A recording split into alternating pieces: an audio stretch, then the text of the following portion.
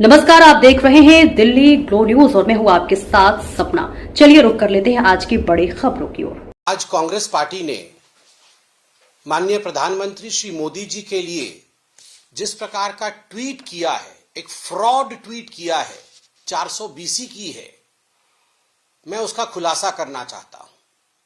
आप सभी जानते हैं जेफरी एपिंगस्टन, जिसके नाम से एप्स्टीन फाइल चलती है, वो एप्स्टीन फाइल्स का खुलासा हुआ।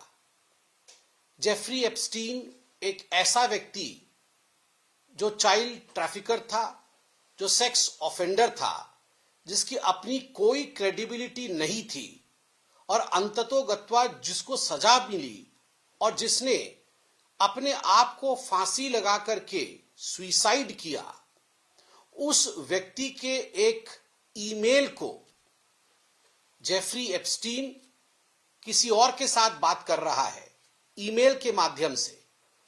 दोनों ही डिस्क्रेडिटेड व्यक्ति हैं, दोनों ही व्यक्ति ऐसे हैं जिनके विषय में हमें पता नहीं। उस ईमेल को कांग्रेस पार्टी ने एडिट किया है। उस ईमेल में हिज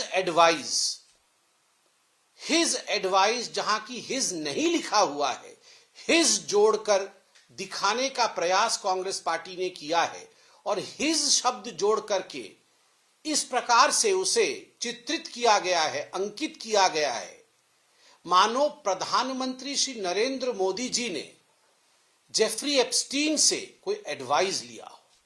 ईमेल में भी नहीं है, मगर कांग्रेस पार्टी ने एडिट करके, फ्रॉड करके, 420 करके उसमें हिज शब्द जोड़ा है। यही कांग्रेस का असली चेहरा है।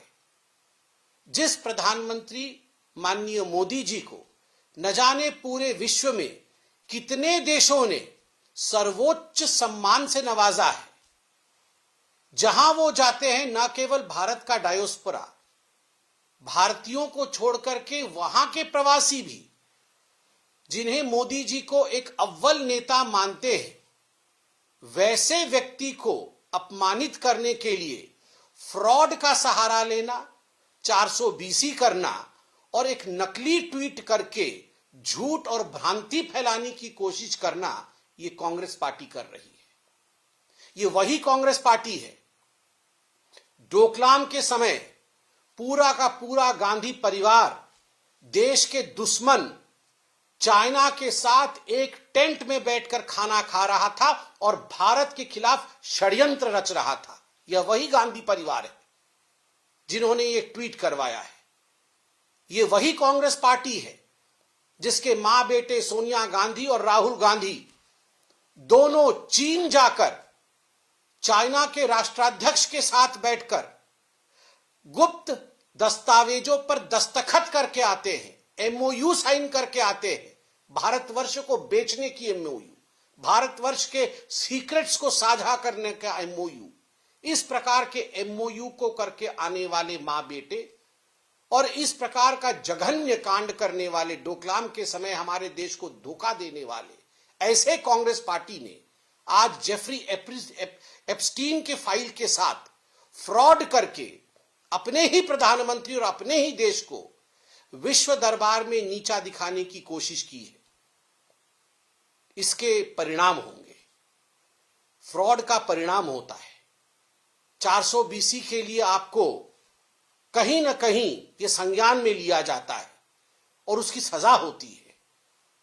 आपने झूठ कहा है, आपने मिथ्या को और भ्रामक विषयों को आगे फैलाने की कोशिश की है और जिस प्रकार से तोड़ मरोड़ करके आपने विषयों को दिखाया है, भारत की जनता इसकी जवाब देगी। आज कांग्रेस के पास अपना कोई भविष्य नहीं है, कोई मुद्दा नहीं है और इस कारण से कांग्रेस पार्टी इस प्रकार के अनर्गल आरोप फ्रॉड के माध्यम से प्रधानमंत्री नरेंद्र मोदी जी के ऊपर लगाने की कोशिश कर रही है। यह हम सब जानते हैं और इसका जवाब न केवल जनता देगी, अपितु इसके परिणाम होंगे। मैं फिर से कह रहा हूं।